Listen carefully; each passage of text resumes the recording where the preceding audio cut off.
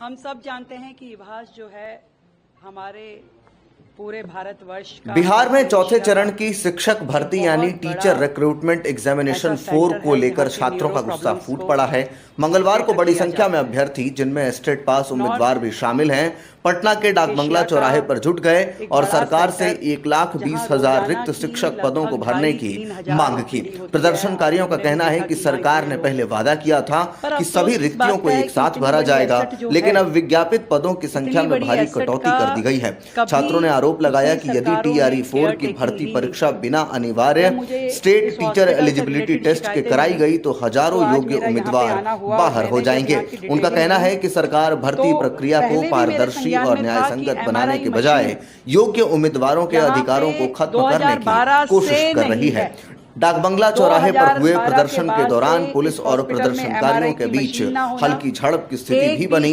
कई जगह धक्का मुक्की हुई, जिससे अफरा तफरी का माहौल बन गया। हालांकि मौके पर मौजूद वरिष्ठ अधिकारियों ने हस्तक्षेप कर स्थिति को संभालने की कोशिश की। प्रदर्शनकारियों ने सरकार से मांग की कि जल्द से जल्द 1,20,000 सभी खाली रिक्तियों का विज्ञापन जारी किया जाए और भर्ती प्रक्रिया को पारदर्शी बनाया जाए। उनका कहना है कि यदि उनकी मांगे पूरी नहीं की गई तो वे आंदोलन को और तेज करेंगे और बड़े पैमाने पर विरोध दर्ज कराएंगे। इस बीच बिहार के शिक्षा मंत्री ने छात्रों की मांगों को गंभीरता से लेने की बात कही है। उन्होंने आश्वासन दिया है कि 1 सप्ताह के भीतर इस पर अंतिम निर्णय लिया जाएगा। मंत्री ने यह भी कहा कि रिक्तियों की सूची बिहार लोक सेवा आयोग यानी BPSC को भेजी जा रही है ताकि TRE 4 की प्रक्रिया समय पर पूरी हो सके। प्रदर्शन से राजधानी पटना के कई इलाकों में ट्रैफिक जाम लग गया और लोगों को भारी परेशानी का सामना करना पड़ा। प्रदर्शनकारी वादा निभाओ, रिक्तियां भरवाओ और स्टेट पास का हक हमें दो जैसे नारे लगा रहे थे। बिहार में शिक्षक भर्ती का मुद्दा लंबे समय से छात्रों के लिए सिरदर्द बना हुआ है। पहले भी भर्ती प्रक्रिया में देरी और बार-बार नियम बदलने को लेकर अभ्यर्थी विरोध कर चुके हैं। अब देखना यह है कि सरकार छात्रों की इन मांगों को कितनी गंभीरता से लेती है और अगले कुछ दिनों में क्या ठोस कदम उठाए जाते हैं। कितनी ही लोगों की जरूरतें यहाँ से पूरी होती है, उनकी दवाइयाँ, उनका इलाज, उनको डॉक्टर्स का देखना।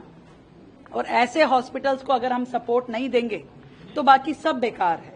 नए बनाने की दिशा में दौड़ रही थी पिछली सरकार, जिसमें कि करप्शन के चार्जेस सारी दुनिया को पता है कि उनके पास लगे, परंतु जो वर्तमान में इतनी बड़ी सहूलियत जनता को हम दे सकते थे, अपने पूरे कार्यकाल में 10 साल के कार्यकाल में उन्होंने एक मशीन इस बड़े इंस्टीट्यूशन के लिए खरीदी नहीं।